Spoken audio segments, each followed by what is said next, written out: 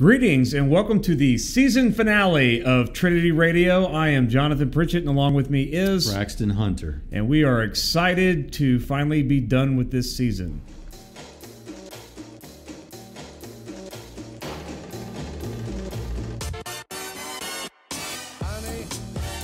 Welcome to Trinity Radio with Dr. Braxton Hunter and Professor Johnathan Pritchett. We're forgiven, we're shown mercy and grace, and our punishments probably aren't as harsh as they should be, even within this lifespan. Do skeptics bring objections to the case? Of course they do. What's going on with you today? They just don't like it. They don't like it that God is just and He has every right as creator to do what He will. God is the best explanation for the beginning of the universe. Of now y'all having to look at our faces, which for that I apologize. It is the season finale of Trinity Radio. This is season 7, episode 22. Yes. Now, some of you might be thinking, are you guys just making up some of these seasons? No. Well, yes. Maybe some of them. I don't know. Basically, what happened was there were a few years before when I did this podcast completely alone, and then there were a few years I did it with a guy named Nathan Williams. And then there was a little time where I did it alone again, and now Pritchett's with me. And if you count up all those with 22 episodes or something, you get basically now 7 seasons. Yeah, except this is the longest streak ever. We've never been this consistent before. You were never this consistent. That's right. You and Nathan were never this consistent, and you and I have never been this consistent. But I tell you what it is. It's all this that we got official. Yes. And you, the listening audience, began communicating with us and telling us what you thought, and we have developed a little community online. And if this is your first time hearing an episode of Trinity Radio, take heart. Don't feel bad because this season is over, because for one thing, we don't plan on taking too long of a break between seasons, but on top of that, there's a whole backlog of episodes that you can go get, and there are even more on braxtonhunter.com/podcast than there are on iTunes for some reason. So you can go back and get all of those and just listen till your heart's content. And it's not like we won't have any content. We're going to be having... We'll still be putting out the Bible studies. And I'll be starting my First Peter study. And I'll be putting out the topical videos, although I have not... I've been inconsistent about that the past few weeks because I've been so busy, but I have some coming in the near future. So look, and we've got other stuff coming down the pike too, some new stuff. There's lots of stuff on YouTube.com/Braxton Hunter for you to check out. Yeah. There's lots of stuff with the podcast. There's lots of stuff elsewhere, and so don't worry. And if you're new to the podcast, by the time you get done listening to the back catalog, we'll probably be already started with the 2nd season, or the 8th season.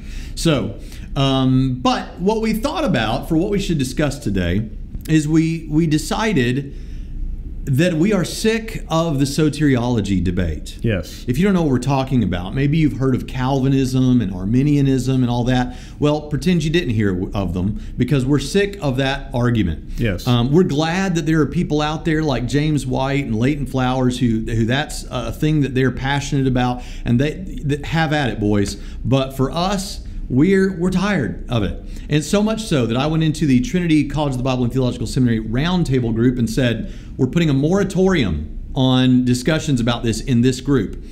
At the Trinity Radio page, feel free to talk about it. Just don't expect us to contribute. Right. It's just gotten so... Look, I have changed my views in the past, but I don't think I'm at the point where I'm going to hear anything new on this. Mm-hmm.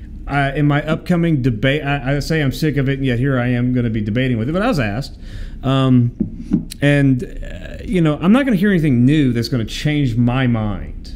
Mm-hmm. If I can help somebody change their mind in this upcoming debate, great. If not, they're probably mostly like me anyway. They're just kind of set where they are. Whatever. There's no one like you. Yeah, there's no one. But here's the thing. Let's not get into it because we're sick of it. Yeah. We're sick of it. So what we decided to do also, I'm sick of the relationships that have been destroyed over this issue. But here's the thing. The second we realized this, we began to think, what have we missed? What has been missed in the world of theology that we theology geeks would love to talk about, but that we haven't been talking about because we've been arguing about the Calvinism debate? And a few things came to our minds. Yes. I thought of open theism, which can be connected to that soteriology debate, but not necessarily. Yeah, it doesn't have to be. That's really theology proper, your doctrine of God. Right. And related to that was also underneath the surface there was a big blow up over the Trinity, but most people were too. So at open theism, the Trinity. We'll explain what all these things are. Open theism, the Trinity. Eschatology. You guys are always wanting us to talk about eschatology. Yeah. Charismaticism. Yeah. There's hell. The doctrine of hell. Yes. Ecclesiology. The nature of Genesis 1. Yeah. There's all these things rumbling out there, but I think people have stuck to the Calvinism debate and ignored those things because it means they have to learn something new and more in depth. I think that was especially the case with the Trinity thing. People don't realize how big and important that debate was, and it's still kind of going on, but it did blow up in the last couple of years because the Trinity's complicated. And people say, well, I can state my opinion on the internet or in a debate about soteriology because that's all I care about, whether you're an Arminian, traditionalist, molinist, open theist, Calvinist, Catholic, whatever. Going to learn something new because that's not what's everywhere, but it is important. Same thing with the continuationist, cessationist debate. I mean, it was less than 5 years ago that we had the Strange Fire Conference, and that just kind of made the discussion happen, and then it just went away, and it's back to soteriology because nobody wants to get into it. Same thing with eschatology. I mean, people used to be obsessed with eschatology, 25 years ago. So, and nobody really gets into it anymore. It occurred to me that these things are important because when I went to New Orleans Baptist Theological Seminary last January to speak at their Defend conference, some of these younger apologetics, younger guys who are interested in theology and apologetics and all these sorts of things, they began to kind of swarm because I was one of the speakers, and some of them knew me from stuff online, but they began to ask me, where do you stand on this? Where do you stand on that? They all knew where I stood on that other issue. They want to know where I stood on some of these other things, like the age of the earth and all these kind of things. Began talking with them, and this at New Orleans and then in a couple of other places, I've been surprised at the views that have emerged. I was telling someone the other day, it used to be the case that you could be old earth and that really wasn't that big of a deal, but you could not be open theist. That was rank heresy in most people's minds. But with a couple of these younger guys, old earthism is heresy. It's a young earth, but open theism's fine. It's like it's completely changed. At a Southern Baptist seminary. Yeah, well, it's unbelievable how things have changed, and most of these guys are just feeling through it. They haven't staked a claim, but still, it's there. You can tell where they're leaning, and that's a big thing among young seminarians right now. Is I think open theism. By the way, if you don't know what we're talking about, we do have an episode where we went into open theism in more detail. But open theism is basically the belief that God does not know what will happen in every case, either because he can't know, because that's unknowable, or because he chooses not to know. Yeah, most of them would say it's just logically impossible to know future contingents. Right. And those aren't things. But God knows everything in that he knows all possibilities, which again, that's a logic question. I don't agree with open theism, but to the chagrin of some people and to the delight of others, I don't consider it rank heresy. It's okay. I don't get upset by it. It's not any worse than Calvinism to me. So, well, it doesn't scare me. And I'll tell you something that some preachers who listen to our show, because there are a lot of preachers that have had me come preach at their churches who listen to the show, I'll just tell you that things like that a younger Braxton Hunter, when he was 21 years old, would have said, you're going to hell, man. There's a special place in hell for you. Yeah. And now people have various views on hell, and I'm like, I still think you're saved. So I think it wrongness does not always reduce to lostness. Right. And you can be wrong about things and still be saved. I don't agree with open theism, but I don't agree with Calvinism. And yes, I don't think one is any worse or better than the other. I don't know why you're talking about Calvinism again. I'm just saying I give open. Okay, it's interesting. with open theists, they don't like reducing everything to anthropopapism and say, well, you're just saying that the Bible has God saying something that's not true to the way he really is. Mm-hmm. He's just saying that to accommodate. But what does it mean? So they do have biblical arguments as well as philosophical arguments, like the logical impossibility of knowing future contingents, right, and so forth. So I mean, do you think I give them a little bit of. But do you think people compare open theism? I've heard a lot of people who seem new to the discussion say, well, open theism just sounds like molinism, or molinism sounds like open theism. Now, we'll explain molinism in a minute. But do you think that's because there are some open theists who believe that God has this sense of middle knowledge about all that could be, but he doesn't necessarily know which of those will be, right? Yeah. So they've heard open theists talk that way, and they've heard molinists talk that way, so they say molinists are open theists, which is a mistake. But right. Is that but where they you are think that similar, comes? and I read, and this is what Greg Boyd said to William Lane Craig in their debate in Divine Foreknowledge for Views. He says they are, I can't remember the term that he used, but either potential counterfactuals of creaturely freedom instead of just counterfactuals of creaturely. Like possible. These could be. Yeah. And they really could be. And he said, and Boyd's argument is that God knows reality exactly as it is, which means those are all possible. Right. So let me explain. But not any one of them is actual until it actually happens. That's my computer. I do this every time, don't I? Yeah. Let me explain to you what Molinism is in a nutshell. And this is not going back to the soteriology debate, because Molinism is not all about soteriology. Right. There are Calvinist Molinists. Right. Too. Right. Molinism is that. I don't know why you're talking about Calvinism again. Molinism is omniscience. If you don't, at least middle knowledge is just another way of saying God is actually So there's some new Trinity student who is a youth pastor who this is brand new. All theology is brand new to him, at least on the seminary level. Yeah. So let's go ahead and explain this. Okay. God knows everything, and by everything we mean everything. So Molinism, most people are familiar with the idea that God knows all future and past events. Yes. What and Molinism before there says, was a future or past event in creation. Right. He knows that he exhaustively knows it. And eternity past, before he brought about creation, he knew all future and past. And we call that omniscience, right? And it is. However, what the Molinist will say is God knows even more than that. Yeah, God knows. It's really omniscience. Yeah, God knows. What we're saying is he not only knows all that will happen and all that has happened, he knows what would have happened and under other circumstances. And what could happen. So, for example, and I've run this through with many church people. Could have beens and would have beens and will be's and could be's. I've run this through with a lot of church people. I've said, let me ask you a couple of questions here. Do you believe God knows everything? Yes. Past, present, future? Yes. Do you think do you think that God's omniscience is such that if you and I had not decided to have this conversation, but had, I'd gone and got in my car and left, do you think he knows what I would be doing right now if I'd done that? Well, yeah. Most people say, yeah. Great. Could he be wrong about that? No. Well, no, he's God. Right. Okay, well, then you believe in middle knowledge, because that's middle knowledge. Right. Middle knowledge is a fancy term for saying God knows what you would have done under other circumstances. Yes.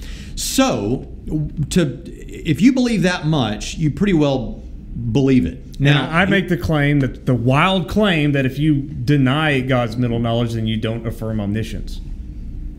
Yeah, but some people would just say what you've said about something else, which is you're trying to pay God too high of a compliment. Like he doesn't, like you can make, that sounds all pious for you to say that, but it still might not be true. Well, they would say, but anyone who objects to middle knowledge being true is making the same argument based on logic that open theists are making based on logic, that if you say that's not logically knowable, well, then you have kind of got yourself in a catch-22 with the open theist who says, but neither is exhaustive foreknowledge. So the next question I would ask the church person is, I'd say, okay, so you believe all that. Do you think God would have taken that knowledge into account when he created the world?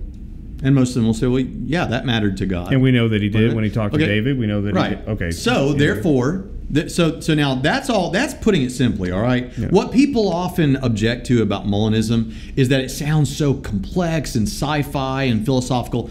They're not talking about it simply stated, like we just said. They're talking about when philosophers and theologians do articulate in a technical way what has just been said. If you believe what we've just said, that's not really that crazy. No. It sounds a little difficult when you say it like this. That means that God is aware of all possible worlds. And when we say possible worlds, we don't mean these sci-fi real worlds out there somewhere. Or we're saying multiverses. theoretical worlds that don't exist, and most of them never will exist. It's just worlds that, if they existed, they don't have any contradictions in them. Right? So Pritchett, there's nothing contradictory about believing that Pritchett, it could have been that Pritchett was born without a left arm. Or that Pritchett is actually Pritchett Prime in another... Yeah, there's not... It's world. possible there's a world where Johnathan Pritchett does not exist, but a robot that is very lifelike. And this mean. is getting weirder. I'm trying to state it simply. A world that doesn't have anything contradictory in it.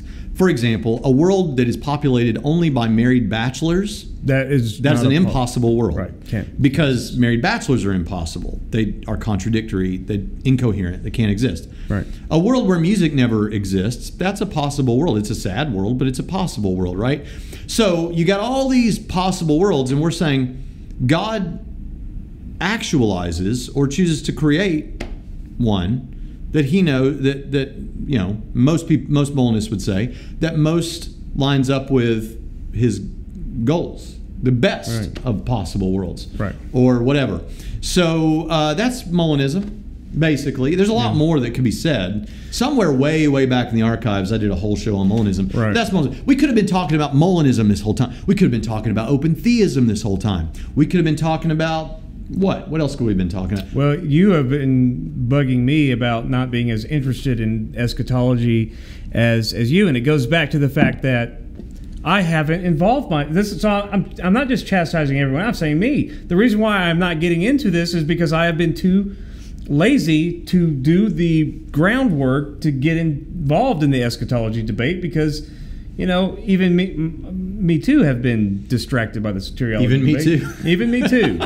Don't ever write that in a paper. Yeah, that's even our I academic. myself have been no, distracted. you're an incredible wordsmith. That was just for comic. Even person. I myself have been distracted by this debate. Well, I'll tell you. Here's the thing. With eschatology, everybody knows, even on the last episode I said there's been a long-standing rule that we don't talk about eschatology on this show. Part of it's because your co-host doesn't know anything. Well, here's the thing, though. I mean, I default to my original, but I don't like to debate it and discuss it fluently. But we recently had someone come teach here who holds to what is known as a partial preterist, amillennial view. Yes. Now, semi-idealist. That, you know, because normally when people hear you say, and now let me just say this. Most of our professors are pre-trib, premillennial futurists. Right. But, so we've got one that's not. Okay, chill out. Two, I agree with him. Well, you don't talk about this. Right. You're just saying here, you won't even talk about it on a podcast. So, but of people that talk about this, we've got one who's not a pre-trib, premillennial futurist. Right. But here's the thing. When most people hear you talk about, what do you think about eschatology? And they'll say, well, you know, or what do you think about Revelation? Let's say that. They'll say, what do you think about Revelation? They usually say, what do you think about Revelations? Yeah. They'll say, well, I'm a pre-trib, or I'm aware that there's post-trib, or mid-trib, or pre-wrath, or whatever, or I'm premillennial, or whatever.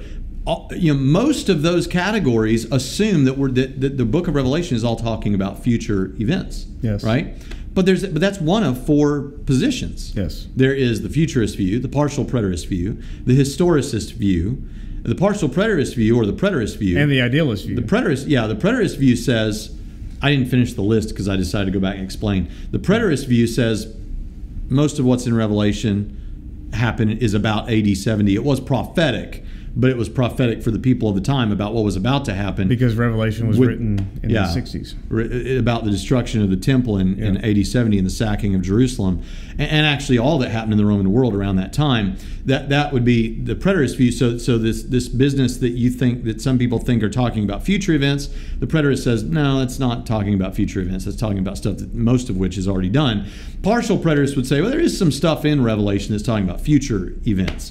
And you know, that's mostly in the latter. Yeah, full preterism is heresy. Partial preterism is not.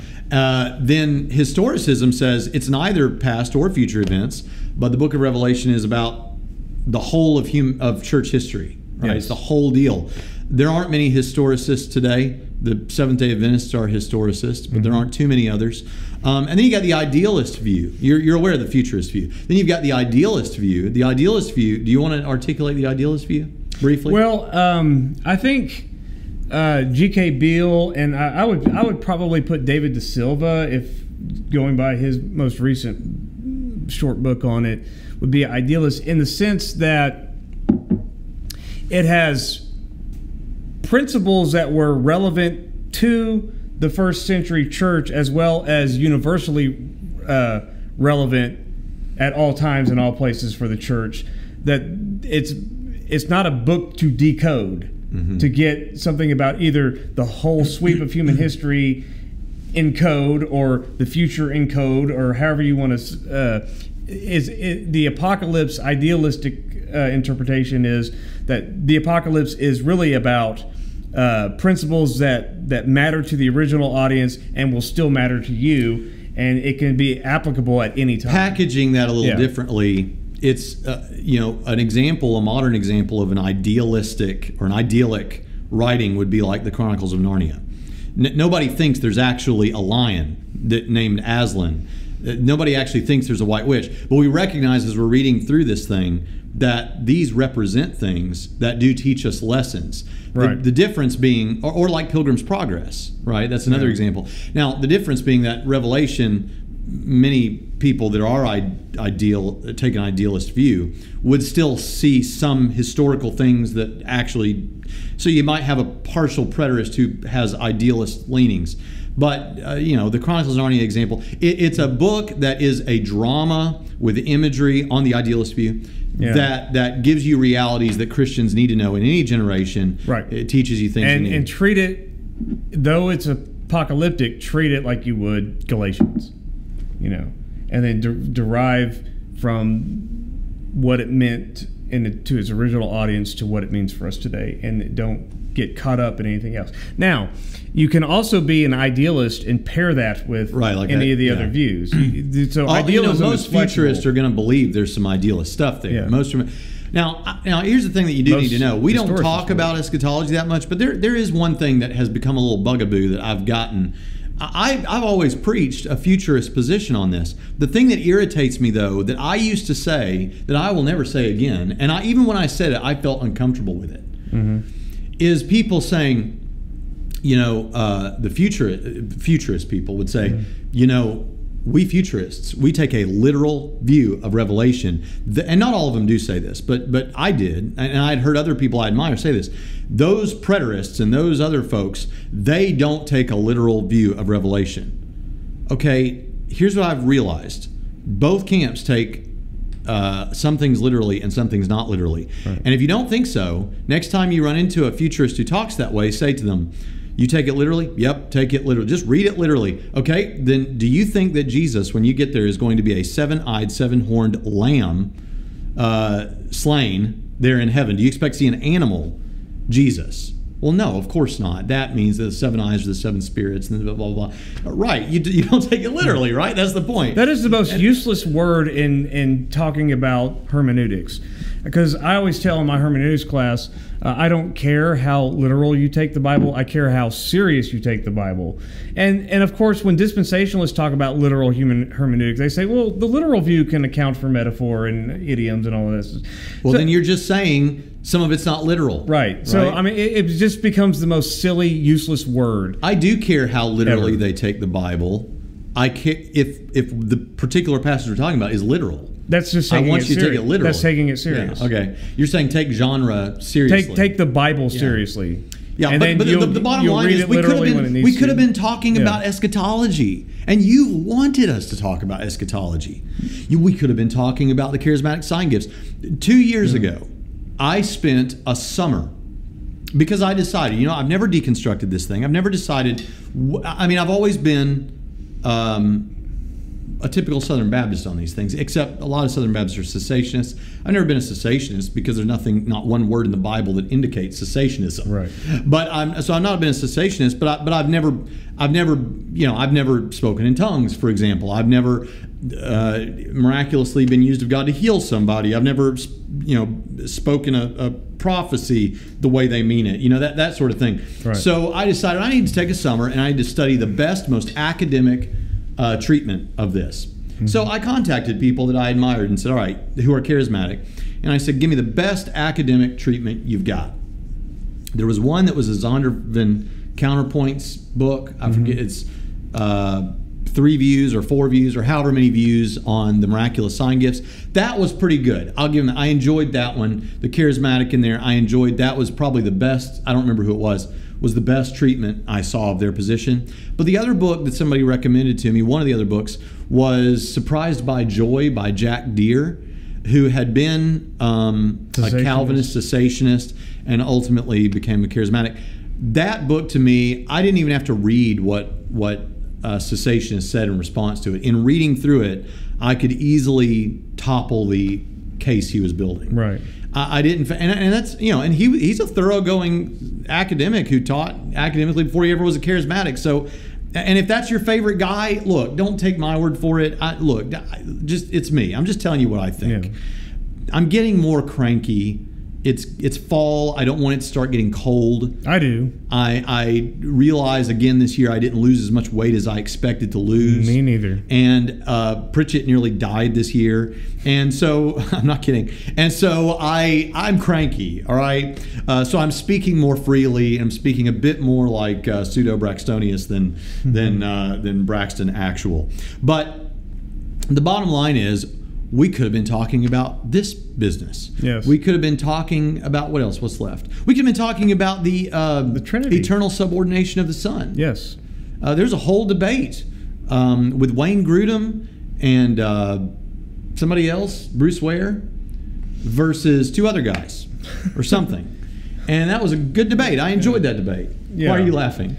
Some other guys. I mean, yeah. Well, there's so many people all over this thing. I mean, Malcolm Yarnell weighed in. Oh, Fred the Trinity. Sanders. Yeah. We're back on the Trinity. Because the eternal subordination. Yeah. Of the Son Fred has Sanders. To do with the Trinity. Was Kevin Stile, or what's his name? Kevin somebody or another. I can't remember. The one who came out and just said, if you believe in the eternal subordination of the Son, you are a anti-Nicene heretic. That guy. Mm-hmm. I can't remember his name. It's Kevin something. Kevin. Yeah. I have your book on something in my office, but I can't remember his name. Anyway, see, that just goes to show why I say, I mean, I can't even remember these people's names. Yeah. I enjoyed that debate. I think it's a good debate. Go listen to that debate. Wayne Grudem and Bruce Ware versus 2 guys. I'll find his name. Yeah. Keep talking. But is he one of the guys that debated in that debate? I don't remember. But that's a good one. And, the Trinity is a relevant, obviously, important issue. There are a lot of cults. One way you're dealing sometimes with a cult is they do weird things. Kevin Giles, not Styles. It's Giles. See, that's close. Okay. But a lot of cults do weird things with the Trinity. So the Trinity is very important. Very delicate, dangerous topic to. Yeah, I remember when Norman Geisler came here to visit our school and to speak at our commencement program a few years ago. I was having dinner with him, and I said, I got a theory on the Trinity. Let me share with you my theory. And he's like, you better be careful. I was like, what? He said, you can't talk about the Trinity for more than 10 minutes without heresy. I was like, I've never forgotten that. But the Trinity is, simply put, a complex thing, very simply put, is one God who exists as 3 persons. So these are all things that we could have been discussing this entire time instead of the Calvinism debate. And not just we, because our podcast isn't really about that debate, right. but we as people, in and so the communities. So we're done. We're done talking about this. Yeah. But I hope you have a great debate discussing Calvinism. Well, discussing free will. Yeah. All right. We'll see you next season, and hopefully you'll find some other stuff to talk about. We've had a great time. We've done all kinds of things. We've colored. We've done everything.